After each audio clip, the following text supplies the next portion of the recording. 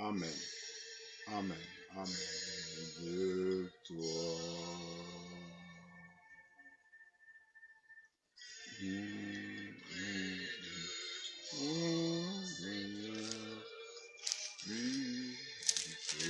De toi.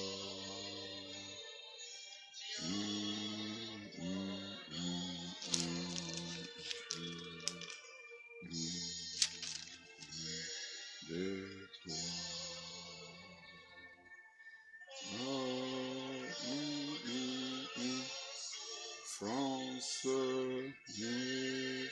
Amen. Que le Seigneur vous bénisse tous.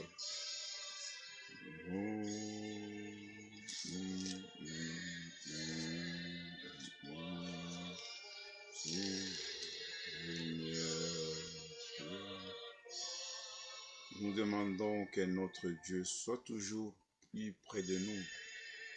Parce que s'il n'est pas près de nous, nous allons nous comporter comme nous étions avant. C'est pourquoi dans la Bible déjà, il y a une parole qui est en train de nous donner encore la force, où le Seigneur dit que je serai en vous. Nous voulons qu'il puisse soutenir notre foi, qu'il puisse nous secourir. Que Dieu vous bénisse tous qui seront connectés en ce moment. Je bénis encore le Seigneur Dieu pour nous avoir donné ce privilège, ce temps que nous allons encore partager les Écritures, afin que nous puissions nourrir notre âme. Vraiment, nous avons passé 2 moments bénis avec nos bien-aimés. On a été à Toronto avec le frère. Nous avons suivi notre frère Lilanga qui a prêché à Toronto. Le Seigneur nous a parlé. On a fait un aller-retour parce que nous savons que c'est Dieu lui-même qui bénit l'aller et qui bénit les retours. Vraiment que le nom du Seigneur soit loué partout où les serviteurs de Dieu, dans chaque ville, dans chaque continent, où les hommes ont eu ce temps d'écouter la parole de Dieu et d'être toujours connectés aux envoyés de Dieu. Vraiment, nous avons été bénis. Nous avons fait un voyage. J'ai quitté à 5 h du matin pour arriver là-bas à 9h30 ou 35. Et nous avons quitté là-bas dans les après-midi vers 14 h. Et nous sommes arrivés encore à la maison en bonne santé. Et Dieu est celui seul qui nous protège et qui nous garde dans tout ce que nous pouvons faire. Parce que lui-même, il a dit, sans moi, vous ne pourrez rien faire. Sans le Seigneur, on ne peut rien faire. Nous attendons simplement à lui, parce qu'il est celui qui nous a aimés, c'est celui c'est à lui que nous appartenons. Nous faisons partie d'une famille. Nous faisons partie d'un royaume. Nous faisons partie d'un édifice, d'une maison qui est en construction. Et cette maison, c'est la maison du Seigneur, auquel toi et moi, nous faisons partie. C'est pourquoi, chaque fois, nous aimerons simplement écouter ce que le Seigneur a dit. Sans pour autant tarder, nous allons lire une écriture qui va nous servir pour partager la parole de Dieu. Cet après-midi, il est déjà 13h24 au Canada. Je ne sais pas quelle heure est-il en Afrique, c'est 18h ou 19h. Nous allons lire la parole de Dieu. Nous lisons la même parole que j'ai lu hier quand le frère m'a appelé pour saluer l'église. Nous lisons l'épître de Paul aux Romains. Nous lisons chapitre 1. C'est au nom du Seigneur Jésus-Christ que nous voulons lire les Écritures. Cette Écriture nous va donner va permettre que nous puissions partager un peu la pensée du Seigneur, que nous puissions nous exhorter à partir de cette Écriture. Paul, serviteur de Jésus-Christ, appelé à être apôtre et mis à part pour annoncer l'évangile de Dieu, un évangile qui avait été promis auparavant de la part de Dieu par ses prophètes dans les Saintes Écritures, et qui concerne son Fils, né de la postérité de David selon la chair, et déclaré Fils de Dieu avec puissance, et selon l'esprit de sainteté par sa résurrection d'entre les morts. Jésus-Christ notre Seigneur. Il dit, par qui nous avons reçu la grâce et l'apostolat pour amener à son nom à l'obéissance de la foi tout le païen, parmi lesquels vous êtes aussi, vous qui avez été appelés par Jésus-Christ.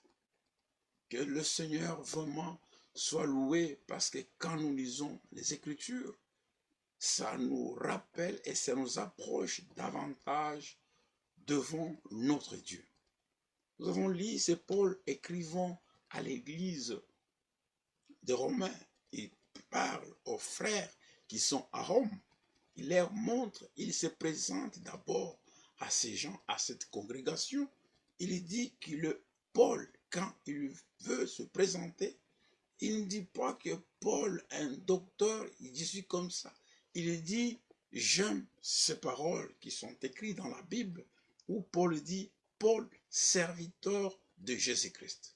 Il commence d'abord à se nommer, à dire ce qu'il est. Il est qu'il est un serviteur. Il dit, un serviteur, c'est qui? C'est celui qui est en train de servir. Tous ceux qui sont appelés dans la maison du Seigneur, ceux qui chantent, des diacres, des administrateurs, des pasteurs, des évangélistes, on n'a qu'une seule mission, c'est de servir les enfants de Dieu.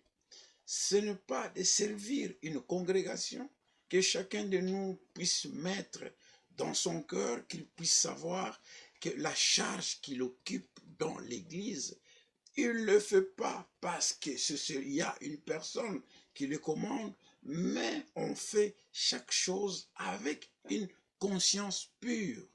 Vous devez savoir que vous servez Jésus-Christ. C'est pourquoi il dit ceci, que Jésus vous bénisse les sonores. Il n'y a pas les sons, je vais voir les sons. Je vais voir les sons et nous allons continuer. Il y a un frère qui me dit, il n'y a pas les sons, il n'y a pas les sons, il n'y a pas... Oh, c'est ça, tu as raison. Est-ce que ça va? Est-ce que ça va là-bas? Est-ce que ça va? Vous avez les sons maintenant? Ah, nous disons ceci. Il dit, Paul, nous allons lire, on a lu l'écriture dans, je répète, Paul parle aux Romains, nous sommes dans Romains chapitre 1, le verset 1, il dit, Paul, serviteur de Jésus-Christ, appelé à être apôtre, mis à part pour annoncer l'évangile de Dieu. Il se présente devant une congrégation, devant des frères comme vous, devant une communauté comme vous et comme moi. Et quand il veut se présenter, il dit qu'il est un serviteur. Il dit, Paul, serviteur de Jésus-Christ. Comme nous l'avons dit, que chacun de nous puisse prendre conscience et puisse savoir que ce que nous accomplissons dans l'église du Seigneur, nous ne le faisons pas parce que quelqu'un nous a mis à côté ou nous voulons être agréables à cet homme, mais nous le faisons d'abord parce que nous sommes appelés comme des enfants de Dieu. C'est pourquoi il dit, Paul, serviteur de Jésus-Christ, appelé à être apôtre. Et nous avons cette ferme conviction, nous avons la joie, nous sommes un peuple privilégié parce que le Seigneur nous a envoyé ses serviteurs. C'est lui qui est envoyé de Dieu. Il va parler simplement de celui qui l'a envoyé. D'abord, nous devons recevoir simplement la parole envoyée. Nous devons recevoir les hommes que Dieu a envoyés et qu'il a lui-même mandatés. Tous serviteurs dans la Bible de Dieu, le prophète de Dieu, ils étaient de vases de Dieu. Il n'était pas de serviteur pour une congrégation, il n'était pas de vase pour un peuple, mais ils étaient les envoyés de Dieu. C'est pourquoi il dit qu'un apôtre serviteur de Jésus-Christ. C'est parce que quand nous lisons dans Éphésiens chapitre 4, verset 11, la Bible dit, étant monté en haut, il a fait des dons aux hommes. Pourquoi, comme nous l'avons dit un jour, le ministère ont été confiés, ont été donnés afin que nous ayons l'unité de la foi. Voilà le but du ministère. Et chaque ministre qui est envoyé par Dieu, il faut qu'il ait la parole de Dieu. Et vous devez avoir une parole que Dieu vous a donnée. Et aujourd'hui, la parole que nous sommes en train d'annoncer, c'est la bonne nouvelle. Il s'agit d'une bonne nouvelle, frère. Regardez, si vous ouvrez des télévisions aujourd'hui, on dit des nouvelles, mais ce sont toujours les nouvelles de guerre, les nouvelles de ceci, les nouvelles on a tué tel part. Ça, ce n'est pas de bonnes nouvelles. C'est pourquoi j'ai toujours dit, même au travail, j'ai dit la télévision n'a jamais donné de bonnes nouvelles. La bonne nouvelle, c'est ce qui se trouve dans le livre du Seigneur, dans le livre de la vérité. Et le livre de la vérité, comme vous l'avez constaté, c'est la parole de Dieu. C'est ça, les rouleaux qui est ouvert. C'est ça, notre parole. C'est ça, la révélation que nous avons ici de cette parole qui est écrite. Un serviteur de Dieu, il doit servir. Paul savait déjà que le Seigneur qui l'a appelé dans le chemin sur le chemin de Maús, il était d'abord dans une congrégation. Il a servi le pharisien. Il a tué, il a persécuté l'église du Seigneur.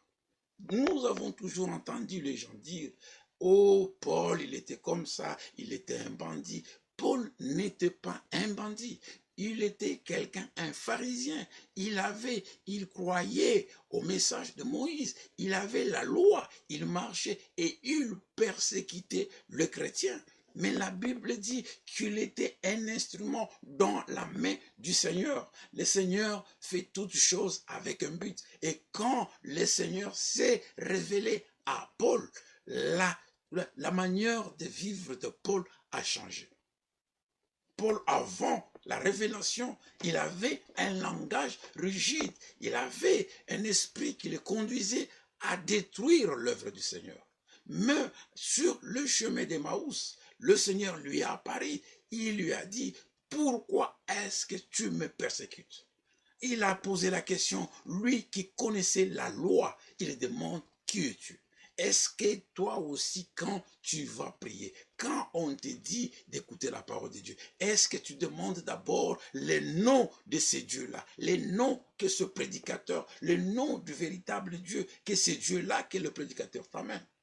Regardez, nous avons des exemples dans la Bible. Il a demandé, qui y es-tu? Nous devons aussi nous demander, si beaucoup de gens demandaient à tous ces évangélistes, à tous ces pasteurs qui disent que Dieu les a envoyés, si on leur demandait, qu'est-ce que Dieu vous a dit d'abord? Nous devons toujours répéter ce que Dieu a déjà dit dans sa parole. Nous sommes ses serviteurs. Tu es son serviteur. Même si tu chantes, c'est pour la gloire du Seigneur. Tu ne chantes pas pour avoir l'argent. Regardez, aujourd'hui, les gens ont laissé le but, l'adoration. Maintenant, ils courent vers l'argent. Même ceux qui ont réussi, qui disent qu'ils ont réussi la parole révélée, la révélation de Dieu, elle met frein à tous les esprits dénominationnels. La révélation de Dieu, elle met fin à tout ce qui n'est pas la parole de Dieu. Paul, avant la révélation, il avait une vision contraire. Il persécutait l'église du Seigneur. Avant la révélation, regardez cette femme au puits. Avant que la femme ait la révélation, il a dit, regardez même le langage de cette femme. Il dit, est-ce que toi, il parlait à la parole qui était au puits? Et cet homme, et Dieu a pris le nom de Dieu, les noms en tant que dans les corps charnels, c'est le Seigneur Jésus-Christ. C'est les noms-là, les noms de Dieu qu'il a pris. Dans la chair, c'est le nom de la chair. Emmanuel, Dieu au milieu de nous. Il parlait à Jésus. La femme avait un langage déplacé. Est-ce que toi, tu as comme ça? Est-ce que tu as le puits? Est-ce que tu as quelque chose pour puiser de l'eau? Est-ce que tu es plus grand que tel? Si une personne, quand une église ne connaisse pas où sont les véritables serviteurs de Dieu, quand l'église du Seigneur, quand l'église des hommes, quand ils ne connaissent pas où est Dieu, où est-ce que Dieu est en train de révéler sa parole, regardez le langage qu'ont des hommes. Ça, c'est mon église. Ça, c'est mon quoi. L'église appartient au Seigneur Jésus-Christ. Si le Seigneur vous a envoyé, d'abord, il vous fera reconnaître que les hommes à qui vous parlez, ça appartient au Seigneur. Ce sont des gens qui ont aussi accepté l'invitation. Et nous qui prêchons la parole. Et c'est qui écoutent la parole. Nous sommes issus d'un seul. Nous venons d'une source. Nous venons d'un seul. Nous sommes engendrés par la parole de Dieu. Et c'est pourquoi il continue. Nous devons d'abord considérer que nous sommes le serviteur de Jésus-Christ. C'est lui qui s'est fait serviteur de Dieu, comme nous l'avons écouté hier par la bouche de notre frère Lilanga. C'est lui dans le ministère de Dieu, dans le ministère du vin. Il n'y a pas question que, oh non, voyez frère, ça c'est la coopération ou quelque chose. Non frère, le ministère de Dieu, c'est Dieu qui les donne.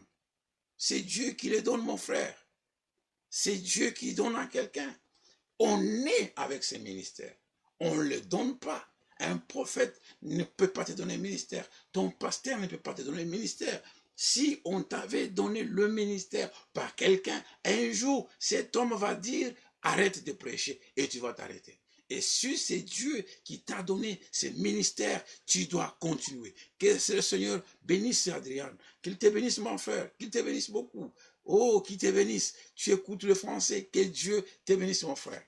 Je ne sais pas, vous m'écrivez depuis où? Écrivez-moi en bas l'endroit et les lieux où vous êtes. Que le Seigneur vous bénisse. Nous continuons à parler l'obéissance à la foi.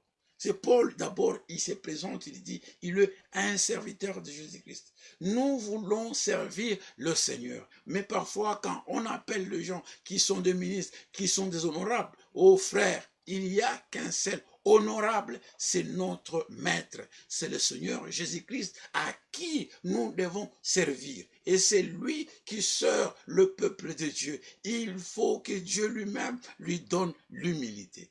C'est lui qui n'est pas humble, ne peut pas servir le Seigneur comme il faut. Parfois, on prêche sur l'humilité, mais nous-mêmes, nous ne sommes pas humbles. Oh frère, nous sommes dans le temps où le pardon de péché, si nous prêchons le pardon, que nous soyons assurés que nous-mêmes nous sommes pardonnés.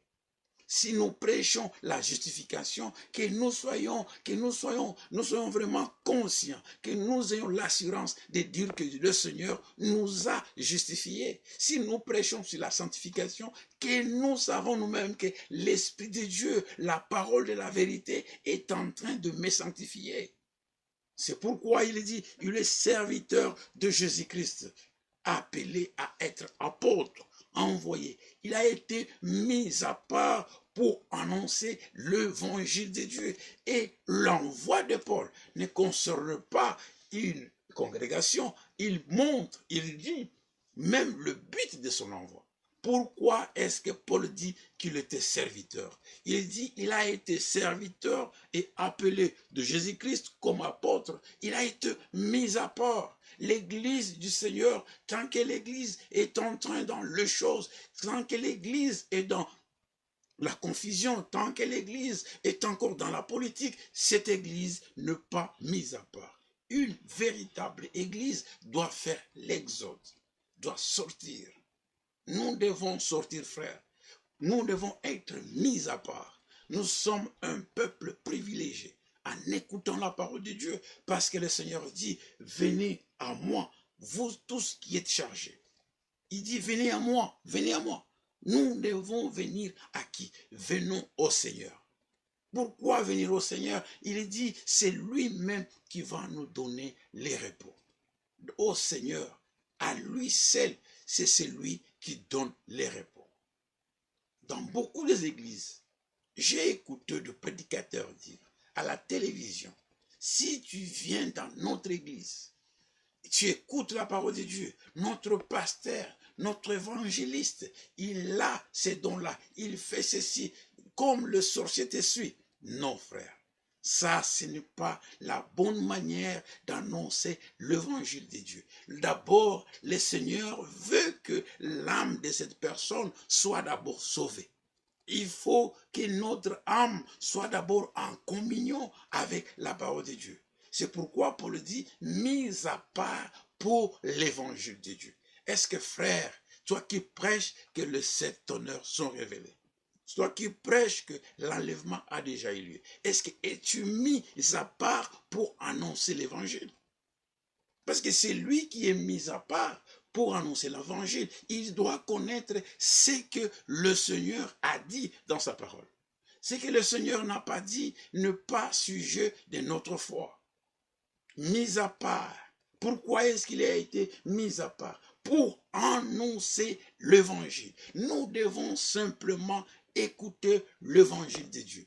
Dans l'église du Seigneur, ce n'est pas un lieu de venir, ce n'est pas un pique-nique, ce n'est pas un lieu où on vient simplement danser. Non, frères, si nous allons à l'église, si nous partons, c'est pour aller écouter les conseils de Dieu. Nous voulons écouter la parole révélée. Nous voulons écouter, je vais écouter ce qui va faire que mon âme soit sauvée. Je vais écouter une nourriture pour mon âme. Si vous partez à l'église, simplement pour aller danser, pour aller faire, l'église est devenue comme un lieu de rencontre. Non, non, non, ma soeur. Il faut que quand nous partons à l'église, que nous soyons d'abord conscients que l'aujourd'hui, que le Seigneur puisse nous parler. Si le Seigneur ne te parle pas, tu n'arriveras jamais à la fin. Le Seigneur a un but qu'il poursuit avec chacun de nous. Et ce but, c'est pour que nous parvenions tous à la connaissance de la foi, que nous parvenions tous à une préparation, que nous arrivons au perfectionnement, que nous soyons parfaits, parce que notre Dieu est parfait. Et comment est-ce que nous deviendrons parfaits? Nous deviendrons parfaits si simplement nous acceptons la parole parfaite. Une parole sans mélange. Une parole sans dogme, une parole sans tradition, une parole qui est prêchée dans lequel nous comprenons et nous écoutons la pensée du Seigneur. Et si vous recevez cette parole, vous la croyez. Recevoir la parole, c'est bien, mais la croire et l'observer, pas simplement l'observer et garder cette parole que nous recevons. C'est lui qui reçoit la parole de Dieu et ne garde pas la parole de Dieu. Il ne peut pas marcher dans le chemin avec le Seigneur. Et avant que tu puisses marcher avec le Seigneur, oh frère, tu ne peux pas marcher avec le Seigneur tant que tu n'as pas fait une rencontre avec lui. Les gens disent que je suis en train de marcher avec le Seigneur. Il y a même les gens qui ont chanté « Marcher avec Jésus ». Avant, je vais vous dire, peuple de Dieu, regardez par la révélation de Dieu. Avant que tu marches avec quelqu'un, avant que tu marches avec moi, il faut que tu me rencontres d'abord. Que nous puissions nous rencontrer, que nous puissions parler. Alors, nous pouvons marcher. Comment toi est-ce que tu peux marcher avec quelqu'un tant que tu ne l'as pas encore retrouvé, tant que tu n'as pas rencontré? Et le lieu que Dieu a fait pour rencontrer le pécheur, c'est en Jésus-Christ. C'est lui qui n'a pas trouvé le Seigneur. Il ne peut pas marcher avec lui. L'évangile du Seigneur, le Seigneur a envoyé cet évangile. C'est pour que nous puissions marcher avec lui. Est-ce que toi, tu marches avec le Seigneur? Et avant que parce que j'ai écouté, nous devons marcher. C'est une écriture. Nous devons marcher avec le Seigneur. Mais avant de marcher avec ce Seigneur, vous devez d'abord les rencontrer. Vous devez d'abord être son ami. Vous devez d'abord parler. Il faut que cette personne vous parle. Et c'est la même chose avec notre Seigneur. Le Seigneur doit nous parler. Vous devez connaître la nature, même de la personne, sa nature, son nom et comment est-ce qu'il est. Nous, notre Dieu, nous connaissons même sa voix. C'est pourquoi il est dit dans sa parole que mes brebis entendent ma voix. Le brebis du Seigneur, ils entendent la voix du Seigneur. Et c'est lui qui connaît le Seigneur. C'est lui qui a rencontré le Seigneur. Ils vont marcher avec lui. Même s'il y a des gens par-ci par-là qui viendront avec des choses, cette personne ne peut pas accepter parce qu'il a fait une rencontre avec le Seigneur. Voilà mes bien-aimés, c'est lui qui marche avec le Seigneur. Il faut d'abord qu'il puisse les rencontrer. Beaucoup de gens, ils ont été dans l'église hier. Ils ont été dans l'église pendant la semaine. Ils ont chanté. Je veux marcher avec le Seigneur. Est-ce que l'évangile qui vous est prêché, est-ce que c'est l'évangile de Dieu? Parce que nous devons annoncer l'évangile du Seigneur. Il faut que l'évangile dans sa pureté soit annoncé dans l'église du Seigneur. Il faut que cet évangile, quel est l'évangile là? C'est l'évangile du royaume. C'est la parole de la vérité. Matthieu 24, nous lisons toujours ça. Nous devons toujours répéter les Écritures. C'est ça notre jour. Là, nous répétons l'Écriture afin que nous puissions marcher en conformité avec la parole. L'évangile de Dieu. Il dit, parce que Paul dit il est un serviteur de Dieu, il a été appelé et mis à part, il est un apôtre de Dieu. Pourquoi un apôtre? Si dans ton église, regarde d'abord ma soeur, regarde mon frère, est-ce que l'évangile qui vous est prêché, est-ce que c'est un évangile éternel? Est-ce que c'est l'évangile du royaume? Si ce n'est pas l'évangile du royaume, vous n'allez pas manifester la vie de Dieu. S'il y a l'évangile de Dieu, cet évangile il faut, l'évangile doit produire en nous la vie de Dieu. C'est pourquoi nous avons simplement l'obligation, frère, vous qui avez la responsabilité de parler au peuple de Dieu, ô bien-aimé Seigneur, ô bien-aimé frère, parlons à ce peuple, annonçons simplement l'évangile. Il faut annoncer l'évangile. Quelles sont l'annonce de l'évangile? Dites à cet homme qu'il a été pécheur et aujourd'hui le péché a déjà eu une solution. Dieu a donné la solution au péché et la solution au péché, c'est notre Seigneur Jésus-Christ. C'est pourquoi la Bible dit, Dieu entend aimer le monde qu'il a donné son Fils unique. Voilà l'annonce. Nous devons annoncer cet évangile, la bonne parole, la bonne sémence. C'est pourquoi Paul dit, il a annoncé l'évangile. Oh Seigneur, frères, amis et collègues du travail, collègues de l'université, vous mes amis, mes oncles, écoutez ceci. Si vous partez dans l'église où vous avez l'habitude de se congréguer, dans l'église où vous êtes, est-ce que l'évangile qui vous est annoncé, est-ce que c'est l'évangile de Dieu? Si ce n'est pas l'évangile de Dieu, elle ne peut pas avoir un effet en vous. Parce que tout ce qui est manifeste, chaque semence doit se reproduire selon son espèce. Si vous avez reçu la parole de Dieu, la parole doit produire les œuvres de la parole en vous. Elle doit produire les œuvres de la parole en nous. Parce que c'est la Bible qui dit, un évangile annoncé. Nous devons annoncer simplement l'évangile de Dieu. N'annoncez jamais quelques idées des hommes. N'annoncez jamais ce que vous avez appris à l'école. On ne peut pas étudier Dieu. Oh my God.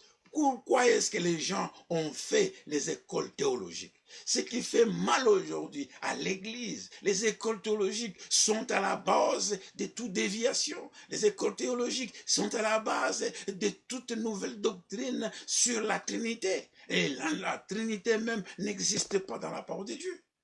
Il n'y a qu'un seul Dieu qui s'est manifesté en tant que Père dans la création, Fils dans la filiation quand il est venu pour nous sauver. Et Saint-Esprit est comme consolateur. Il dit que le monde ne me verra pas, mais vous, vous me verrez. Est-ce que l'Esprit qui est promis là, est-il en vous? Et pour que vous compreniez la parole qui est annoncée, vous devez d'abord recevoir et accepter la parole de Dieu, que l'Esprit de Dieu soit sur vous. Vous devez d'abord connaître le salut de Dieu. Aujourd'hui, il y a question du salut ou de la rédemption. Annoncer l'évangile, c'est annoncer tous les conseils de Dieu, c'est parler du salut, du rachat. Et Dieu n'est pas venu racheter les animaux. Il est venu racheter, mais racheter et te racheter toi. C'est ça ce que nous devons annoncer. Il dit, dites à ceux qui ont les cœurs troublés. Toi qui as un cœur troublé, aujourd'hui la parole de Dieu, si tu l'acceptes en tant que Seigneur, en tant que Sauveur, tu es racheté par la foi.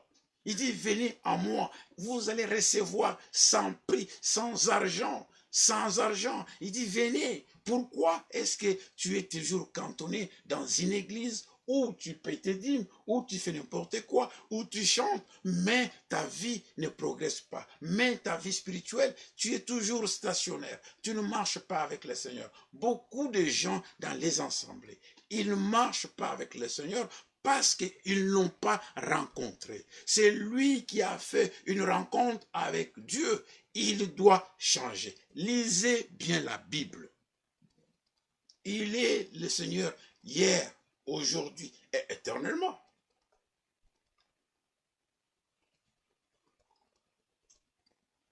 Il ne change pas. Il a appelé Abraham. Regardez Abraham. Nous disons que nous sommes le fils d'Abraham. Il lui a appelé.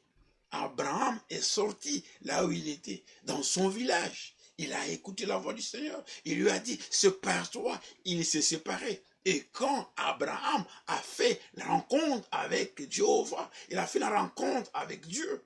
Et quand il a fait la rencontre, le Seigneur qui lui a appelé a commencé à marcher avec Abraham. Il dit, je veux marcher avec toi. Il a appelé Moïse, il a marché avec Moïse. Il a appelé Israël, il a marché avec Israël. Avant que vous puissiez marcher avec le Seigneur, d'abord, faites une rencontre personnelle avec le Seigneur. Ne faites pas jamais une rencontre en groupe. Vous allez entrer dans la maison. Oh, il faut que je fasse des jeûnes. Nous allons faire des jeûnes 10 personnes jusqu'à ce que le Seigneur, il faut que le Seigneur nous puisse nous répondre. D'abord, je vous dis, bien-aimés, faites une rencontre avec le Seigneur personnellement, individuellement. Il faut que tu les rencontres d'abord toi-même. Quand tu vas les rencontrer, alors tu seras en mesure de marcher avec ces dieux. Parce qu'en le rencontrant, il va te montrer et il va te dire la manière dont il veut dans la marche. C'est pourquoi Paul dit, il dit, l'évangile a été mis à part pour annoncer l'évangile. C'est ce qu'il dit dans Actes chapitre 9, verset 15. Lisons Actes 9, verset 15. Nous allons rentrer dans Romains. Ça, c'est ce qui nous a permis pour que nous puissions, Romains chapitre 1, verset 1 jusqu'à 5. Dans Actes 9, verset 15, il dit ceci. Oh, j'aime ce que Paul dit. Actes chapitre 9. La lumière qui est devant moi m'a toujours fait ça. Comprenez-moi. Actes, l'évangile. Nous devons annoncer l'évangile pour que le peuple de Dieu marche avec Dieu. Et avant que nous puissions marcher avec Dieu, nous devons faire une rencontre personnelle. On ne marche pas avec quelqu'un tant que tu n'as pas rencontré la personne. Alors regardez dans Acte 9, verset 15, Paul dit ceci. Acte 9, verset 15, Paul dit, il dit ceci. Il commence au verset 10. Voilà comment est-ce qu'il parle. Il dit, il a été appelé. Et regardons comment est-ce qu'il dit. Regardez l'appel de Paul. Il dit ceci. Or, il y avait à Damas un disciple nommé Ananias. Le Seigneur lui dit dans une vision, Ananias, il lui répondit, mais voici Seigneur. Et le Seigneur lui dit, lève-toi, va dans la rue qu'on appelle la droite et cherche dans la maison de Judas un homme, Saoul de Tarse. Car il prie et il a vu en vision un homme du nom d'Ananias qui entrait et qui lui imposait les mains afin qu'il recouvrit la vie. Ananias répondit, Seigneur, j'ai appris de plusieurs personnes. Les gens apprennent toujours des gens. Le prophète, il a eu une vision, le Seigneur lui parle. Ça, ce n'est pas un homme qui le parle. La Bible dit, il parle à Ananias, le Seigneur parle à Ananias. Il dit, va dans la rue qu'on appelle la droite. Quand Dieu fait une chose, quand il donne une vision, quand quelqu'un m'a dit que Dieu m'a envoyé. Regardez frère, même vous le frère, faites-vous attention. Quelqu'un, il veut se marier, il dit à la femme, il dit, oh, Dieu m'a montré, Dieu m'a parlé, Dieu m'a montré en vision. Mais si Dieu t'a montré, il faut qu'il montre aussi de l'autre côté. Oh frère, notre Seigneur, quand il fait de ces choses, il le fait toujours dans le bon sens. Il a parlé, il a appelé Paul. Et vous savez, vous connaissez la situation, vous connaissez dans la religion que Paul était avant.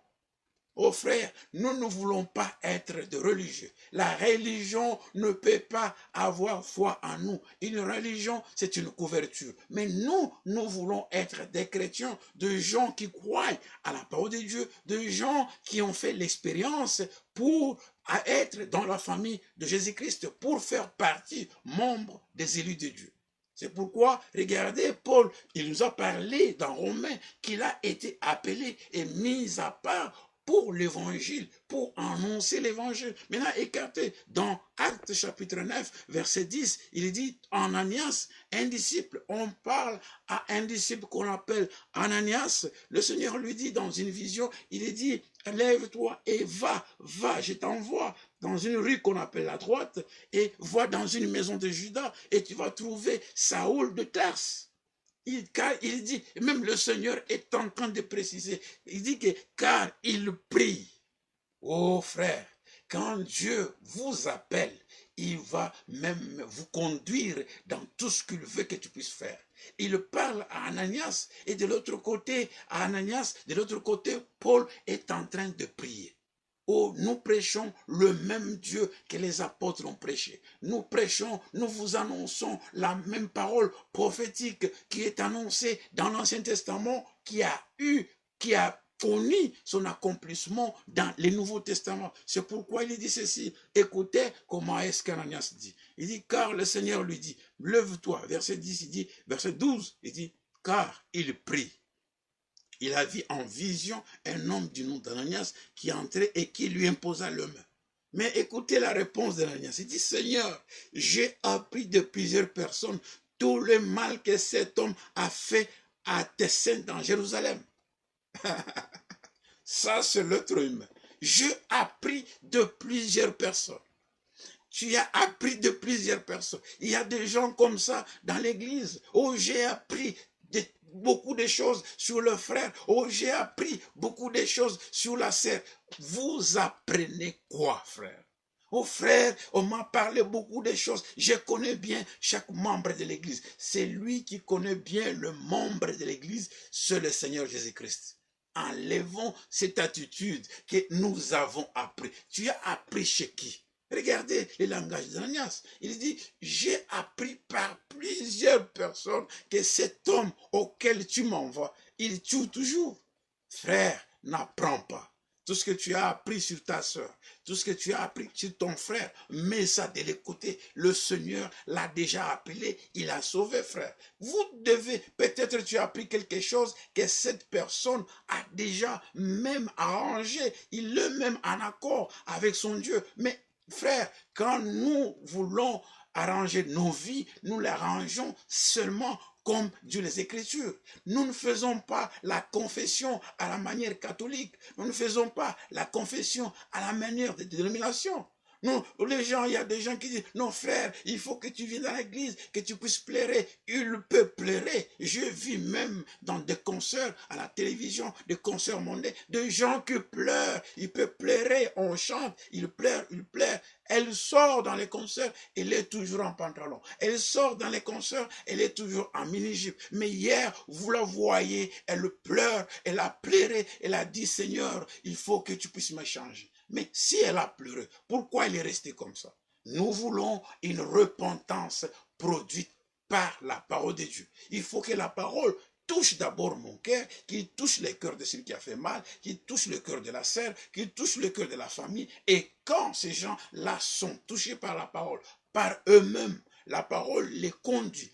On dit que quand le Saint-Esprit sera en vous, il vous conduira dans toute la vérité. C'est pourquoi nous pouvons dire, ceux qui prêchent que Jésus est déjà venu, ils ne sont pas la vérité, ils n'ont pas la vérité. Et ils n'ont pas l'Esprit de Dieu, l'Esprit de la promesse. Ils ne sont pas baptisés du Saint-Esprit. Si un pasteur qui dit que les sept tonnerres sont révélés et il vous dit qu'il est baptisé du Saint-Esprit, regardez cela par rapport à la parole de Dieu. La parole de Dieu dit, celle ce que disent les sept honneurs, elle ne l'écrit pas. Mais comment cet homme, lui, qui dit qu'il y a l'Esprit de Dieu, et il peut contredire ce que l'Esprit a dit dans la parole? Le Saint-Esprit de Dieu ne se contredit jamais. Le Saint-Esprit de Dieu ne se contredit jamais. Si le Saint-Esprit est en vous, il va vous conduire dans toute la vérité. Le Saint-Esprit va te permettre à accepter, à ponctuer l'amène à tout ce qui est écrit dans la parole de Dieu. Parce qu'il est dit que c'est par l'Esprit de Dieu, que poussé par l'Esprit de Dieu, que les hommes ont parlé de la parole de Dieu. Toi, en tant que prédicateur, quand tu annonces l'évangile, tu l'annonces poussé par quoi? Poussé par la théologie? Poussé parce que tu connais lire, tu connais expliquer? Non. Tu peux connaître lire, tu peux connaître mémoriser les versets, tu peux connaître toutes les brochures, tu peux connaître l'histoire même de l'église par cœur. Mais ce qui fait que les enfants de Dieu viennent au Seigneur, c'est simplement le Saint-Esprit qui va convaincre si simplement vous annoncez l'évangile de Dieu. C'est pourquoi retournons maintenant, et je vais finir avec l'idée. Alors il dit ceci, va lui imposer les mains. Il dit verset 13, j'ai appris de plusieurs personnes. Verset 14, il dit, et il a ici de pouvoir de la part de principaux sacrificateurs pour lier tous ceux qui invoquent ton nom. Il liait les gens qui invoquaient le nom du Seigneur. Mais le Seigneur lui dit, va, car cet homme est un instrument que j'ai choisi. Nous écoutons la parole de Dieu. Paul, quand il a parlé, il était un instrument dans la main de Dieu. C'est pourquoi il avait la ferme conviction de dire qu'il était un serviteur. Il a servi le souverain sacrificateur. Toi aussi, tu as servi la dénomination. Tu as servi beaucoup de temps, 10 ans, depuis ta naissance. Tu es toujours dans cette église et tu n'as jamais vu ta vie changer. Réellement, c'est lui qui a la nouvelle vie. C'est lui qui a la nouvelle naissance. Lui-même, il est conscient que maintenant, je suis né de nouveau. Ce n'est pas un témoignage de quelque part, mais le témoignage d'abord va venir de toi-même. Il faut que ton esprit soit convaincu que Dieu t'a mis à la parole de Dieu. Dieu t'a mis en face de la lumière et cette lumière a lui en toi, elle a produit une nouvelle vie. Pourquoi beaucoup de temps, frère? Paul a servi des gens. Il a servi la dénomination. Il a été dans tout ce qu'il a, il a pris, il a fait du mal à l'église, mais il était un instrument. Nous aussi, nous avons été dans les églises indépendantes. Nous avons cru qu'il y a trois dieux. Nous avons été baptisés dans le baptême des titres que les gens nous ont fait. Il y a même des gens qui ont été des parrains. Il n'a jamais existé de parrain dans le baptême. Mais nous étions des instruments de Dieu. C'est pourquoi, après avoir reçu la révélation, Dieu, il nous a mis en contact avec sa parole. C'est pourquoi nous continuons. Nous rentrons dans Romains. Nous étions là pour montrer comment Paul a été envoyé et comment il y a eu des complications. Un apôtre, un prophète, on le dit, d'aller pour prier. Regardez comment est-ce que le Seigneur parle avec. Si le Seigneur vous ouvre les yeux, vous connaîtrez qui sont les gens qui sont envoyés du Seigneur. C'est pourquoi il dit ceci. Il dit, annoncez l'évangile. Quel évangile maintenant? L'évangile qui a été promis auparavant de la part de Dieu par ses prophètes. Nous voulons que vous recevez un évangile promis. Nous voulons cet évangile promis. Un évangile promis. Psaume 132, verset 11. Il dit d'un évangile promis. Psaume 132. C'est très important. Oh, un évangile promis. Nous voulons que nous recevons la parole promise. Quand Marie a reçu la parole de la promesse, on a vu le travail s'accomplir en Marie. Réellement, Marie était devenue enceinte comme les Écritures l'avaient dit déjà. Il dit, parce que l'Écriture dit, Ésaïe, il dit, une vierge concevra. Et on a vu cette parole de la promesse concernant la Vierge se manifester, a été rendue vie dans le corps de Marie. Et tout le monde pouvait voir que cette fille, Marie, la Vierge, on ne dit pas qu'une femme. La Bible dit qu'une fille, une vierge concevra. Une vierge concevra. Et cette parole de la promesse a eu son accomplissement dans la personne qu'on appelle Marie. Et aujourd'hui, si vous croyez simplement l'évangile qui est annoncé, l'évangile promis, dans ce que Dieu a promis, il n'y a jamais eu d'erreur. L'erreur est simplement quand les gens veulent annoncer, quand les gens veulent prêcher de nouvelles choses. Ne prêchez jamais de nouvelles choses. Ne croyons jamais de nouvelles choses. Croyons toujours des choses qui sont déjà écrites dans la parole de Dieu. Il dit, mettez-vous sur le chemin, regardez les anciens chantiers. Il dit, demandez et marchez-y. Nous devons marcher dans ces chantiers. Psaume 132, verset 11. Regardez ce que la parole de Dieu dit. Oh, Psaume 132, l'évangile promis. Psaume 132, verset 11. Il dit ceci. L'Éternel a juré la vérité à David. Il n'en reviendra pas. Je mettrai sur ton trône un fruit de tes entrailles.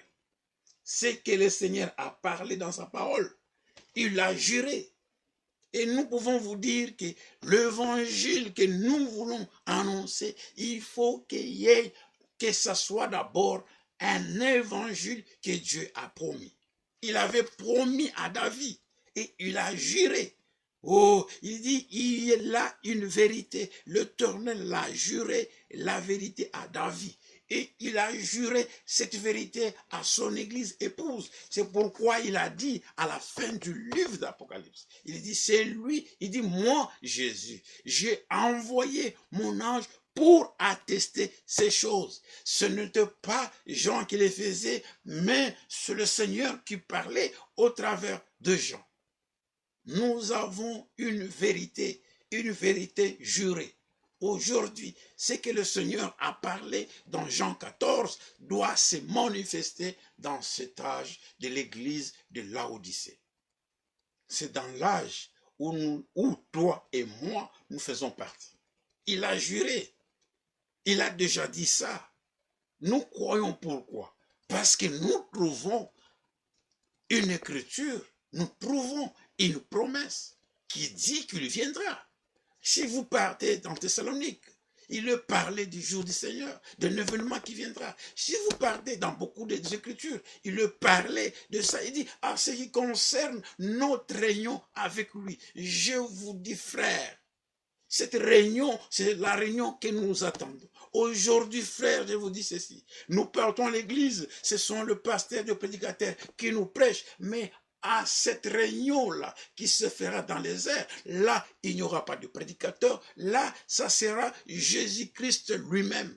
Et pendant, au retour du Seigneur, pendant la deuxième venue du Seigneur, il y a des événements qui vont s'accomplir. Regardez, frère, Thessalonique dit, il y aura d'abord la résurrection des morts et une trompette doit sonner. Quand la trompette sonne, c'est pour que les morts qui sont morts, il y aura d'abord la résurrection des morts. Il y aura d'abord la résurrection des morts et ils vont avoir les corps incorruptibles.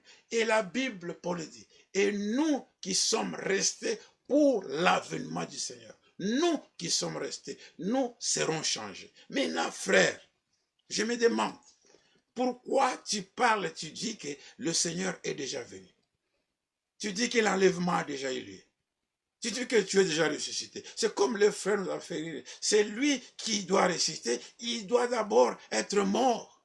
Demande à ce frère qui dit qu'il a été enlevé ou qu'il est déjà ressuscité. La résurrection qui le parlait dans Thessaloniciens, c'est une résurrection physique, pas une résurrection spirituelle. L'enlèvement n'est pas spirituel, mais l'enlèvement, c'est une réalité. C'est-à-dire, le mot enlèvement signifie prise en haut. Il faut que nous soyons pris en haut. Mais si je te vois que tu es encore au Canada, je viens en Europe, je te trouve, je pars en Afrique, je te trouve, et tu es en train de galérer comme nous tous, tu n'es pas encore enlevé. Ça, c'est un faux enlèvement. Nous devons croire à un évangile promis. Nous croyons l'enlèvement parce que Dieu l'a promis dans la parole. Parce qu'il y a une promesse qui nous est déjà dite. Alors il dit ceci, un évangile promis. Nous voulons que les gens, nous voulons qu'on nous prêche l'évangile promis. Dans Ésaïe 4, verset 2, il nous dit ceci, pour encore dire de l'évangile promis. Ésaïe 4, verset 2, nous allons lire une écriture et nous allons continuer. Oh, un apôtre de Dieu, mis à part pour annoncer l'évangile. Mais quel évangile? Ce n'est pas n'importe quel évangile. Ce n'est pas l'évangile de l'école. Ce n'est pas l'évangile théologique. Ce n'est pas l'évangile venant des hommes, mais un évangile des dieux. Un évangile, une bonne parole. Une bonne parole qui est en train de nous dire, de nous approcher, de nous faire entrer dans l'année de jubilé. Il faut que c'est lui qui a été esclave de quelque chose, quand l'évangile lui a annoncé, cet évangile déjà promis, quand est annoncé, que toi-même d'abord tu puisses jubiler, tu puisses dire, je suis libre et je ne suis pas esclave de Satan. C'est lui qui croit aux paroles d'une dénomination, il est lié avec cette dénomination. C'est lui qui croit aux paroles d'une église, cette personne est liée avec cette église. Mais ceux qui croient Jésus-Christ, ceux qui croient à la croix de Golgotha, ils sont liés. Nous sommes liés à la croix. C'est pourquoi dans d'autres écritures, Paul est en train de se présenter comme le prisonnier. Il se montre comme prisonnier. À cause de quoi? Pourquoi il dit qu'il est prisonnier? Lisons d'abord Ésaïe verset 4, chapitre 4, verset 2. Il y a quelque chose qui dit ceci. En ce temps-là, le germe de l'Éternel aura de la magnificence et de la gloire, et le fruit du pays aura de l'éclat et de la beauté pour les réchappés d'Israël. Ça, c'est une parole que le Seigneur a promis. Et tout ce qu'il a promis dans sa parole est en train de s'accomplir. Nous voulons, frères, que l'évangile qui nous est annoncé, à chaque jour, c'est qu'un prédicateur peut nous faire entendre que ça soit d'abord la parole annoncée. Il est d'abord un envoyé. Il ne doit pas nous donner ses idées à lui-même. Nous devons écouter l'évangile de Dieu qui est annoncé, pas simplement annoncé, mais que ce soit un évangile promis. Depuis les Genèse, il y a toujours des promesses. Dans la loi, il y a des promesses. En Deutéronome, il y a des promesses. Dans les psaumes, il y a des promesses. À Ésaïe, il y a des promesses. Jérémie, il y a des promesses. Mais dans le Nouveau Testament, quand nous lisons le livre de Matthieu, c'est l'accomplissement de ces promesses. L'accomplissement de cet évangile qui a été promis. C'est pourquoi, frère, s'il n'y a pas la promesse de Dieu, le Seigneur ne peut pas accomplir. D'abord, Dieu, il faut qu'il promet quelque chose. Et Dieu est fidèle à sa parole. Nous voulons écouter simplement l'évangile promis. Si quelqu'un me dit que les sept honneurs sont révélés, demande-lui, c'est promis où? C'est promis où? Et dans quel temps? Si ce n'est pas pour nous, l'Église des nations, je n'ai pas droit à discuter sur ce que Dieu n'a pas parlé pour moi. Il y a une parole qui concerne l'humanité. Il y a des prophéties qui vont s'accomplir dans l'humanité, dans le monde, qui s'accomplit. La Bible dit, il y aura des guerres et des bruits de guerre. Ce sont des prophéties qui s'accomplissent dans le monde, qui s'accomplissent dans le cosmos. Les prophéties s'accomplissent. Mais les promesses sont crues par les enfants de la promesse. C'est simplement ceux qui sont élus de Dieu qui doivent recevoir leurs promesses. Et leurs promesses sont faites pour Israël, leurs promesses sont faites pour l'église épouse. Les promesses ne sont pas faites pour le païen. La prophétie, où les prophéties s'accomplissent sur le monde. Tout ça s'accomplit. Il y a des prophéties qui s'accomplissent. Et Dieu est en train d'accomplir cela. Mais à ce qui concerne les promesses de Dieu, il y a des promesses qui concernent Israël et ça doit s'accomplir avec Israël. Et il y a des promesses qui nous concernent nous et ça va s'accomplir avec nous. Et Dieu n'a jamais fait de promesses pour le païen. Les promesses ont été faites simplement aux enfants d'Abraham. Et nous voulons que vous puissiez comprendre qu'en tant que peuple de Dieu, nous devons recevoir simplement le parole de la promesse. C'est pourquoi il dit ceci. Il dit un évangile qui a été auparavant promis de la part de Dieu par ses prophètes. Et beaucoup de prophètes, pas simplement un prophète, mais beaucoup de prophètes. Jérémie a parlé des promesses de Dieu. Jérémie a parlé, Ézéchiel a parlé, tous ces hommes de Dieu, tous ces prophètes, ils ont parlé de promesses de Dieu. Et toi qui es pasteur dans une église dénominationnelle, dans une église indépendante, la parole que vous prêchez, c'est quelle parole? C'est promis où? Et ça s'accomplit à quel moment? Il y a un temps de l'annonce et la période de l'entente et le temps de l'accomplissement de la promesse. Quand le temps de l'accomplissement de la promesse est venu, c'est le moment que nous appelons l'interprétation. C'est pourquoi nous disons qu'un homme, ni un prophète, n'a le droit d'interpréter ce que Dieu a dit. Dieu est le propre interprète de sa parole. C'est lui, nous, en tant que croyants, c'est par l'accomplissement de ce qu'il a dit. Il a dit, une vierge concevra. Il y a eu l'interprétation, Maria a reçu la parole de Dieu et on a vu Maria devenir enceinte, comme il a dit dans l'Ancien Testament. Cette parole s'est accomplie en Marie et la parole même, elle s'accomplit en notre temps. Que le Seigneur bénisse mon frère Joël. Nous lisons toujours dans Romains chapitre 1, le verset 1 à 15. C'est l'écriture que nous avons pris pour partager aujourd'hui. Et il dit ceci. Et cet évangile, ça doit être un évangile que tous les prophètes ont parlé. Mais frères, nous sommes édifiés sur l'enseignement des prophètes et l'enseignement des apôtres et des prophètes. Jésus-Christ étant lui-même la pierre angulaire. Si tu dis que les morts sont déjà ressuscités, tu dis que vous êtes déjà ressuscités. Qui a prêché comme ça? Si c'est simplement Hyménée et Philette, qui ont dit que la résurrection de mort a déjà eu lieu. Et que ces gens que Paul a livrés même dans la main du diable. Frères, écoutez, en tant qu'il y a des serviteurs de Dieu qui sont destinés pour prêcher simplement l'épouse du Seigneur. Regardez dans les livres d'Esther. Et nous allons finir par là. Demain, nous allons continuer parce que nous on n'a pas encore parti. Il reste 4, 5. Regardez la promesse de Dieu. En tant que serviteur de Dieu, vous devez simplement parler de la parole de la promesse. Et cette promesse qu'on a reçue, il dit que tous les prophètes, il est parlé de prophètes, plusieurs prophètes. La prédication qu'on amène, frère, que ce ne soit pas simplement une prédication particulière.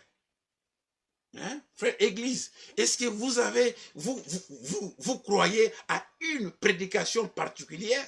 Comment est-ce qu'on peut arriver? C'est-à-dire une doctrine qu'on trouve simplement en Inde. Non, ça ce n'est pas notre Dieu. Votre Dieu, c'est simplement un Dieu de noir. Non, non, non. Le Dieu, notre Dieu, est le Dieu de la diversité. Il est le Dieu de blanc, il est le Dieu de noir, il est le Dieu de jaune, il est le Dieu de tout, de métis, il est le Dieu de tout le monde. Et nous disons que si vous voyez une tribu faire que, oh, nous, c'est le Dieu de noir. Ça, c'est faux. Il n'a jamais existé un Dieu de noir. Il existe le Dieu créateur de toutes choses. C'est le Dieu, c'est lui qui s'est manifesté aujourd'hui en Jésus-Christ, frère. Et la doctrine que vous prêchez, frère, il faut que cette doctrine, que Paul ait prêché cela, il faut que cette doctrine que vous croyez là, il faut que Jérémie l'a déjà prêché, il faut que la doctrine que vous prêchez là, que Marc l'a déjà prêché, Timothée a déjà prêché, nous sommes édifiés. C'est pourquoi Paul dit ceci: si nous-mêmes ou un ange vient du ciel, vient vous annoncer, nous sommes en Galates, il dit, il vous annonce un autre évangile, qu'il soit anathème. Le Seigneur ne veut pas que son peuple reçoive des enseignements particuliers. Le Seigneur n'aime pas que vous recevez des doctrines particulières. C'est propre à vous simplement.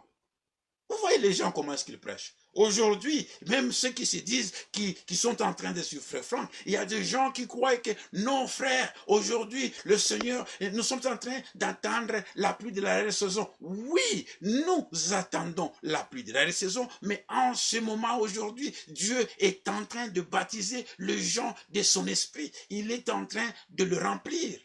C'est pourquoi il est dit que les vrais adorateurs adoreront le Père en esprit et en vérité. Il faut que d'abord que l'Esprit de Dieu soit en vous, frère. N'attendez pas simplement. Nous disons, dans une seule prédication, le Seigneur peut justifier. Dans une seule prédication, le Seigneur peut pardonner. Il peut accomplir toute son œuvre dans une seule prédication. Regardez les jours de Pentecôte. Ils ont écouté. La disposition de leur cœur a permis que le Saint-Esprit puisse être déversé en ces jours-là. Ils ont commencé à parler même les langues. Ils n'ont pas attendu. Frère, si vous prêchez aujourd'hui, disant que non, frère, nous attendons de grandes choses. Oui, nous attendons l'action de Dieu. Mais avant cette action-là, il faut qu'aujourd'hui, que vous soyez scellés de son esprit. Il faut que vous soyez scellés de son esprit. Ça, c'est une confirmation. Nous acceptons le Seigneur, nous partons, nous prenons le baptême, nous faisons toutes choses, mais par le scellement de son esprit, il est en train de nous agréer, que nous sommes bons, que nous sommes ses enfants, il nous agrée. Voilà comment est-ce que les apôtres ont prêché. Si toi tu prêches aujourd'hui, tu dis que tu attends la pluie de la saison, tu attends toutes choses. Il y a même des frères qui disent aux frères, restez comme ça frère, regardez, quand le Saint-Esprit viendra faire, c'est là, aujourd'hui on peut faire des péchés, mais le grand jour viendra, c'est là où on ne va pas faire le péché. Ça, ce n'est pas la prédication apostolique. Une prédication apostolique doit nous amener à la croix, doit nous amener à marcher en parfaite harmonie, parce que Dieu est parfait, il est saint. C'est pourquoi nous aussi nous devons marcher dans la sainteté. Nous n'attendons pas, frère. Et si tu meurs aujourd'hui, ça c'est quel évangile? Dieu n'aime pas l'évangile de prédicateurs qui font le brebis de Dieu à devenir paresseux. Ils n'ont même pas la soif de chercher la face du Seigneur. Il faut, quand Dieu parle, frère, qu'il mette la faim et la soif de le chercher. Et c'est pourquoi Psaume pouvait dire, mon âme soupire. Un enfant de Dieu est en train de soupirer. Ils veulent écouter la parole de Dieu. Ils veulent mettre sa vie. Ils veulent réparer. Là où ils voient que Dieu n'aime pas ça, il repart et il prie le Seigneur. Oh, l'évangile promis que les apôtres ont prêché. N'acceptez jamais de prédication particulière. Vous trouvez ces prédications, c'est simplement dans votre église où vous croyez ces choses. Ah non, frère, nous, chez nous, en Inde, on croit comme ça. Chez nous, au Congo, on croit comme ça. L'évangile n'est pas pour les Congolais. L'évangile n'est pas pour les Ivoiriens. L'évangile n'est pas pour les Américains. L'évangile a été envoyé pour les élus de Dieu. Et si nous sommes les élus de Dieu, nous sommes les héritiers et co-héritiers avec Christ. Un co-héritier, c'est quelqu'un qui va recevoir la bénédiction. Oh frère, un évangile promis dans les Saintes Écritures. Nous devons croire simplement un évangile promis dans les Saintes Écritures. C'est pourquoi il dit ceci, cet évangile qui est promis, parce que de Genèse à l'Apocalypse, ça parle toujours d'une seule personne. C'est pourquoi un jour, l'homme de Dieu, William Branham, disait, si vous lisez la Bible, si tu lis une écriture et que tu ne vois pas Jésus-Christ, tu as mal lu, relis encore. De Genèse jusqu'à Apocalypse, ça parle toujours de Jésus. C'est pourquoi il dit ceci, autrefois, après avoir parlé à nos peurs par les prophètes, nous sommes déjà dans Hébreu. Regardez ce qu'il dit. Nous parlons de l'évangile promis. Qu'est-ce que Hébreu dit? Disons cela, ça me vient en tête. Autrefois, après plusieurs manières et de plusieurs. Écoutez ce que Hébreu dit. Je vais lire cela dans Hébreu. Que le Seigneur bénisse, frère. Amen, mon frère. Ça fait la joie quand on parle de la parole de Dieu. J'ai la joie. J'ai dit, c'est comme un frère me disait, il m'a dit, mais frère, pourquoi est-ce que on te voit toujours, tu es toujours en veste, mais tu prêches tout ça? J'ai dit, frère, quand je prêche, ce n'est pas dire que ça c'est un travail comme mon travail que je fais pour nourrir mon corps charnel. C'est un travail de Dieu. Ce n'est pas une plaisanterie, c'est un travail de Dieu. Comme au service, je pars en veste, je pars bien habillé. Dans le service divin, si j'ai de veste ou une chemise, je dois m'habiller parce que c'est le travail comme le travail. Je suis ministre comme le ministre du gouvernement, mais le ministre de l'évangile, le ministre de Jésus-Christ, le ministre de Dieu, c'est différent là. C'est pourquoi, frère, on doit faire plus que même quand je suis au travail. Mais parfois au travail, on ne part pas en veste. Mais je dois porter cela. Pourquoi? Parce que c'est dans le service divin. C'est un travail, frère. On ne fait pas ce travail parce qu'on manque, pour des distractions. Non, non, non, non. C'est pourquoi il dit ceci. Hébreu, il dit ceci. Lisons Hébreu. Hébreu, il dit ceci. Après avoir autrefois, à plusieurs reprises et de plusieurs manières, parlé à nos peurs par le prophète, par beaucoup de prophètes, la vie de chaque prophète manifestait, montrait une vie à futur. Dieu parlait par eux. Quand David pouvait dire, mon Dieu, pourquoi m'as-tu abandonné? C'est Jésus-Christ parlant en lui. C'est pourquoi il dit, après avoir autrefois, à plusieurs reprises, il a parlé de plusieurs reprises. C'est comme dans cet âge, frère. Il a parlé 6 fois, mais la 7e fois, dans l'âge de l'église de Laodicée, quand il nous a parlé, voilà pourquoi toi et moi, nous avons accepté. Autrefois, à plusieurs reprises et de plusieurs manières, parler à nos peurs par le prophète, Dieu, dans ces derniers temps, nous a parlé par le Fils, qu'il a établi héritier de toutes choses par lesquelles il a aussi créé le monde. Quand tu lis la parole de Dieu, ça c'est l'évangile que nous annonçons, un évangile promis comme Paul l'a dit aux Romains. Il dit, l'évangile que je vous prêche, d'abord, je suis un appelé, je suis un apôtre pour Jésus-Christ, pour annoncer l'évangile, pas simplement un évangile qu'il annonce, mais il dit, cet évangile que j'annonce, c'est un évangile déjà que Dieu a déjà promis dans l'Ancien Testament. Il a promis par beaucoup de prophètes.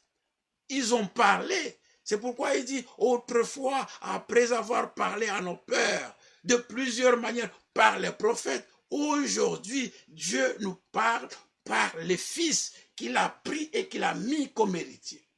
C'est pourquoi, frère, À chaque prédication, nous devons, même si tu es en train de nous enseigner, tu es en train de donner des commandements, à la fin, nous devons voir Jésus-Christ. Si à la fin, tu prêches une prédication et nous te voyons toi apparaître dans la prédication, nous mettons cela de côté. Dans chaque prédication, nous voulons voir Jésus-Christ se manifester. Parce que si Christ est manifeste, nous, il va aussi se manifester dans notre vie. C'est pourquoi il dit ceci. Nous continuons pour un peu finir bientôt. Un évangile concerne son fils. Il est né. Et ce fils est né. Comme il est né, nous aussi, nous devons naître. C'est pourquoi il a dit, même à Nicodème, il te faut naître de nouveau. Pour que Dieu puisse venir sur la terre, il a pris un corps. Parce que le nom Jésus-Christ, c'est le nom du corps qu'il avait pris. C'est pourquoi il a dit, il a pris un nom excellent. Le nom excellent, ce n'est pas le nom des gens. Le nom excellent, ce n'est pas le nom de Philippiens, c'est le nom du Seigneur Jésus-Christ, dans lequel renferme le plan de la rédemption, dans ces noms-là. C'est pourquoi, frère, faites attention, tu ne parleras pas en vain les noms de ton Dieu. Ah là là là. Et déclaré fils de Dieu avec puissance, selon l'esprit de sainteté, par sa résurrection d'entre les morts, Jésus-Christ, notre Seigneur. Il dit ceci, par qui nous avons reçu la grâce et l'apostolat, pour amener à son nom l'obéissance de la foi, dont l'obéissance tous les païens. Il est parlé de l'obéissance de la foi. Et cet évangile qui nous est prêché, c'est un évangile qui produit d'abord à nous la foi. Parenthèse. Nous allons continuer demain. C'est ce qu'on vient de terminer. L'évangile qui nous est prêché. Il faut que cet évangile crée en nous d'abord l'assurance, la sincérité, la fidélité, la soumission. Parce qu'il est parlé de l'obéissance. Quand on parle que quelqu'un est obéissant, autrement dit, on dit que cette personne est soumise à l'autorité. Obéir, cette personne est en train d'obéir, comme il est parlé dans Romains chapitre 6, verset 14. Lisons d'abord ce que Romains dit. Romains chapitre 6, il dit quelque chose. Romains 6, verset 17. L'obéissance de la foi. Romains 6, verset 17. Écoutez comment est-ce qu'il dit. Il dit, 6 et 17. Que Dieu bénisse tous mes frères qui sont en ligne. Qui vous bénisse. Qui bénisse mon frère Mbouizoé. Ça fait beaucoup de longtemps. Il nous parle, je crois, c'est de parler. Que Dieu te bénisse mon frère. Nous sommes à la fin, mais suivez la prédication qui sera sur le mur. Parce qu'on a déjà commencé. Nous lisons dans Romains chapitre 6, verset 17. Nous parlons de l'évangile que Paul prêche. Nous sommes dans Romains chapitre 1, verset 1 à 5. L'évangile, d'abord, il a été appelé. Il est un apôtre pour l'évangile. Par quel évangile? Il faut qu'il annonce un évangile que tous les apôtres ont parlé. Un évangile déjà promis. C'est ce que Paul dit. Pourquoi promis? C'est un évangile qui concerne le Fils. Aujourd'hui, l'évangile ne concerne pas Frère Branham. Regardez, les gens ont manqué même le but. Ils ont manqué même comment prêcher. Ça, c'est des choses primaires. La Bible dit, l'évangile concerne le Fils. L'évangile ne concerne pas Kimbangu. L'évangile ne concerne pas Frère Jean. L'évangile ne concerne pas votre pasteur. L'évangile ne concerne pas toi-même. Même l'évangile ne concerne pas Moïse. L'évangile ne concerne pas même le fils de prophète. Et l'évangile ne concerne même pas Frère Branham. Mais pourquoi vous êtes toujours dans l'église? Frère Branham a dit, Frère Branham a dit, Frère Branham. Et vous allez voir les gens, quand on annonce le nom de Frère Branham, ils sortent, il y a des sensations mondaines, ils sont remplis de sensations comme les gens des jours d'Élie. Regardez les gens des jours d'Élie. La Bible nous dit, nous sommes dans 1 Roi chapitre 18, la Bible nous dit, il y a eu des gens qui se sont fait même des incisions à cause de la fausse doctrine. La fausse doctrine, les interprétations, les dogmes, ils créent toujours dans la personne des sensations. Ils ont eu des sensations le jour d'Élie. Ils se sont même incisés, même le sang sortait. C'est pourquoi nous vous disons, frère, même si tu vois un prédicateur, il prêche, il monte en haut, il guérit les malades. Et mais ce prédicateur, il vous dit que les tonnerres sont révélés. Comprenez que cette personne est en train de vous emmener, pas à Dieu, mais il vous amène dans son propre programme. Parce que l'évangile doit concerner le Fils de Dieu. L'évangile concerne Jésus. Il est celui que nous devons prêcher dans tous les âges. Dans l'Ancien Testament, il était dit de lui. Dans le Nouveau Testament, il s'agit de lui. Comment vous pouvez croire de telles choses? Non, frère, ça c'est le nom d'un Dieu. Oh, Branham est un pas Dieu de quoi? Oh, tout ce que vous voulez faire là. Oh, le Fils de l'homme. Tout cela n'est pas un évangile promis. L'évangile promis concerne l'homme Jésus-Christ. C'est celui que nous devons louer, même dans vos chansons, frères. Faites attention, vous les bien-aimés. Une chanson où les gens sont en train de mettre des noms des enfants. Oh, le frère tel, et nous irons à l'enlèvement. Non, frère, je n'aime pas même que quelqu'un puisse mettre mon nom dans une chanson. La Bible dit, je suis un Dieu jaloux. Je ne partagerai jamais ma gloire avec une autre personne. Ça, c'est Jéhovah qui parle. Mais comment vous pouvez prendre une chanson que vous dites que vous dédiez au Seigneur, vous mettez les noms des gens, les noms de Branham, les noms de Neville, les noms de qui, les noms de tel pasteur, et ce pasteur, ils font des oreilles comme ça. Tout cela, c'est quoi? C'est les diables qui sont en train de leur mettre l'incrédulité. Quand un peuple ne croit pas à la vérité, le Seigneur va les aider. Il va envoyer une puissance d'égarement. C'est une puissance d'égarement. Quand vous commencez à prêcher ou à élever un homme dans l'église du Seigneur, vous pouvez vous élever dans vos maisons. Nous n'avons pas un problème. Mais dès que vous dites que vous prenez la Bible et vous commencez à prêcher la parole, après un temps, vous commencez à élever un homme, là, nous intervenons. Dieu, dans tous les âges, il a toujours aimé qu'il soit lui seul adoré. Parce que l'évangile, comme Paul l'a dit, c'est un évangile qui a été promis, un évangile qui concerne le Fils de Dieu. Un évangile ne concerne pas frère Franck, l'évangile ne concerne pas Joseph, ni Billy Paul, ni qui. L'évangile concerne le Fils de Dieu manifesté, qui est ressuscité et qui est en nous, qui nous a fait un royaume de sacrificateurs. Voilà l'évangile que nous prêchons.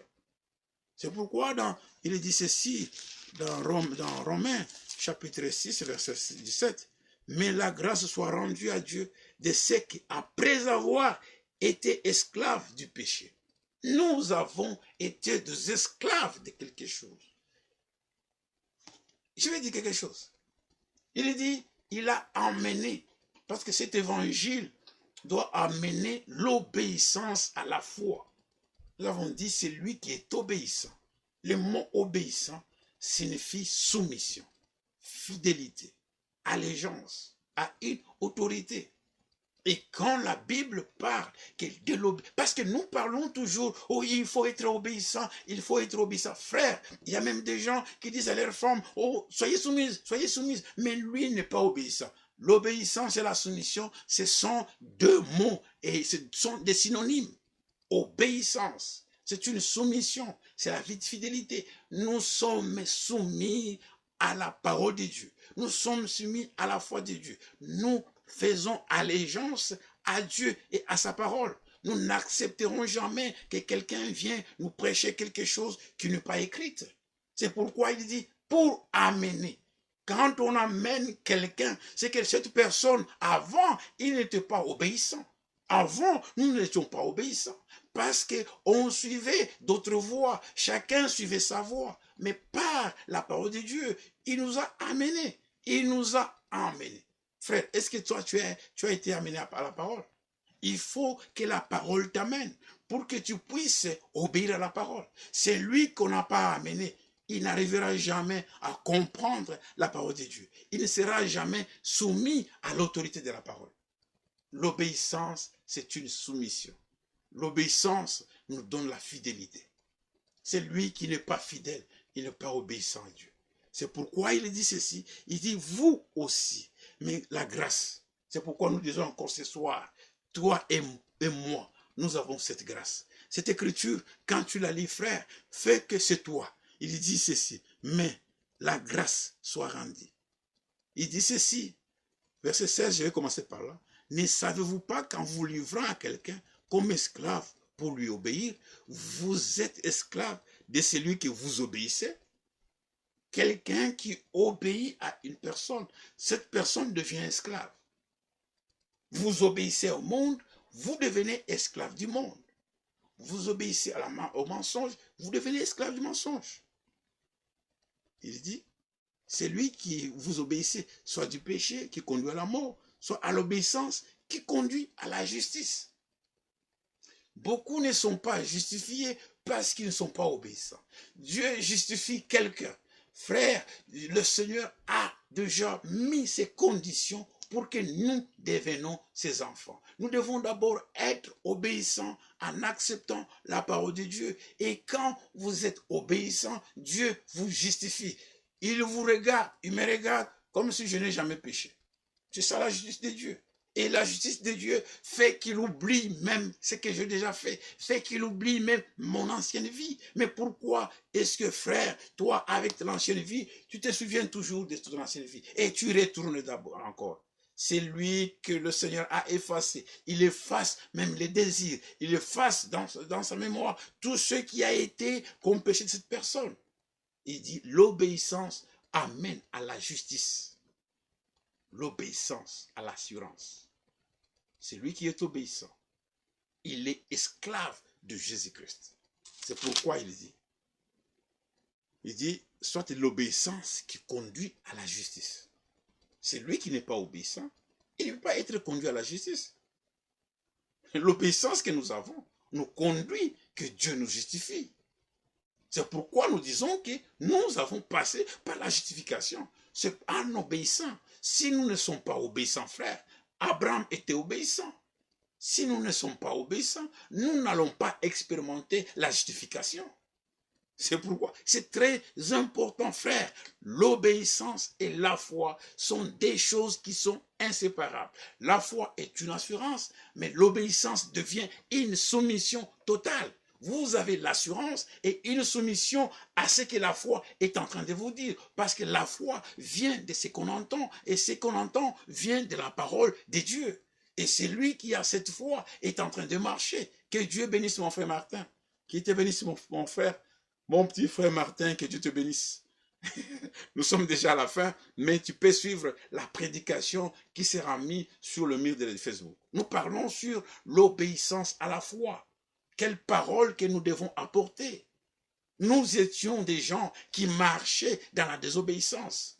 Parce que la Bible dit, il nous a amenés. C'est lui qu'on amène, c'est qu'il était quelque part. Si on me dit qu'on m'a amené aux États-Unis, c'est que je viens du Canada.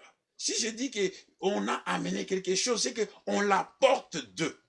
Le Seigneur nous a appris, il nous a pris quelque part. C'est pourquoi il dit, mais la grâce soit rendue à Dieu de ce qu'après avoir été esclaves, il dit, après avoir, nous étions des esclaves. Mais par la foi en Jésus-Christ, nous ne sommes pas encore esclaves du monde. C'est pourquoi il dit, après avoir été du péché, vous avez obéi de cœur à la règle de doctrine dans laquelle vous avez été instruite. Et l'obéissance nous amène à respecter toutes les règles qui nous est instruites. Et c'est lui qu'on est en train d'instruire la parole de Dieu. Et Dieu dit que nous devons être fidèles. Sois attentif à la parole que tu es en train d'écouter dans l'église que tu es, frère. Oh, sur quelques paroles de Romains chapitre 1, le verset 1 à 5, le Seigneur nous a parlé d'une manière. Dans la parole de Dieu, il y a tous les conseils de Dieu. Il y a la foi de Dieu. Nous voulons que tu aies la ferme conviction. Si tu n'as pas l'assurance en toi, tu n'arriveras même. D'autres personnes arrivent parfois, ils regardent la femme, ils disent, est-ce que cette femme, réellement, est-ce que c'est Dieu m'a donné? Frère, la femme, il ne faut pas que les parents te donnent la femme. Là, les gens le faisaient quand on était dans le monde. Il faut que toi-même, tu choisis. quand tu vas choisir, tu seras responsable de ton choix. Il ne faut pas dire que non, il faut que le pasteur choisisse pour moi, il faut que le diacre choisisse pour moi. Nous allons parler, nous informons le pasteur, nous informons le parent, mais les choix incombent aux deux personnes. Et pour que vous soyez responsables, regardez ce qui s'est passé dans les États-Unis, l'obéissance et la foi. Nous devons obéir à la parole qui a été envoyée. Nous devons obéir au ministère de Dieu. Nous devons obéir à l'évangile qui a été promis. Nous devons être toujours avec la promesse de Dieu. Et nous avons dit, la promesse de Dieu, c'est simplement les enfants de Dieu qui obéissent aux promesses de Dieu. Le prophétie s'accomplit dans le monde. Mais en ce qui concerne la promesse, il y a des promesses qui concernent Israël. Israël reçoit ça. Et il y a des promesses qui concernent l'église épouse. Les promesses ne concernent pas les païens. Que Dieu ajoute la bénédiction à sa parole. Soyez obéissants. Gardons les instructions. Après avoir été désobéissants, aujourd'hui, le Seigneur veut que nous puissions marcher avec lui. Que Dieu ajoute la bénédiction à sa parole. Réécoutez la prédication. Demain, nous allons parler peu et nous allons finir notre idée, la pensée du Seigneur. Et nous allons écouter un peu avant de finir. Ouais, nous allons écouter quelque chose. Je vais dire qu'à toi, Seigneur. Le Seigneur nous aime. Que Dieu bénisse tous les frères. Qu'il bénisse mon frère Zoé, Boui. Qu'il bénisse mon frère Kabongo. Un enfant, un garçon que j'aime. Mon petit frère. C'est mon pote, comme on le dit. Le frère Joël, que Dieu te bénisse. Tous les frères que je ne vois pas, vos noms ici, qu'ils vous bénissent. Nous attendons à recevoir vos commentaires. Voilà, nous avons commencé, mais voilà aujourd'hui, vraiment, la chose est en train de marcher bien. Parce que si nous faisons toutes choses, c'est que Dieu a mis dans notre cœur, au service des autres. Quand on parle serviteur, c'est que nous devons servir. Hein? Nous devons vous servir. Alléluia. Alléluia.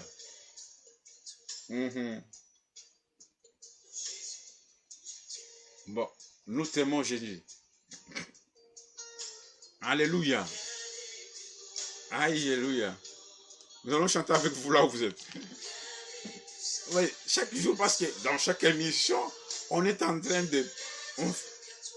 On n'a pas un programme, mais nous sommes conduits par le Seigneur.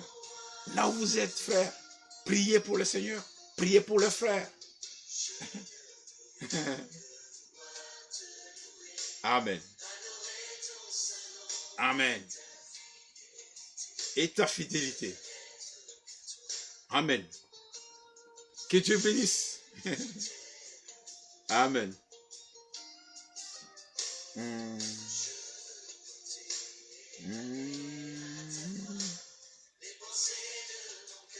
Amen.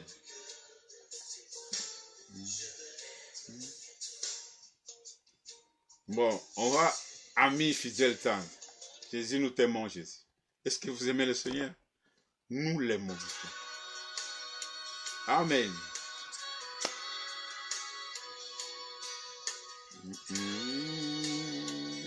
Voilà, c'est dans l'émission. Après la prédication, la parole, la Bible dit, ils chantèrent. Fidèle tendre, nous avons un Jésus-Christ, toujours prêt à nous attendre. God bless you, my brother Boui. Chante ça dans ta langue. Nous met toute défaillance et non chaque jour. C'est dans l'émission, c'est pas dans l'église. Vers assez exigeant. Il est sévère, hein? Il est amour mais exigeant. Son amour. L'ami fidèle est un. Amen. Qui bénisse mon frère Mboui. Saluez votre épouse et les enfants de ma part. et l'ami fidèle est tendre. Nous avons un Jésus-Christ. Amen. Toujours prêt à nous comprendre. Il n'y a qu'un seul qui peut te comprendre dans tous les problèmes que tu as. C'est Jésus. Confie-lui en lui. Confie-lui. Il est l'ami fidèle. Tous nos craintes, ouvrons-lui tout notre cœur. Amen.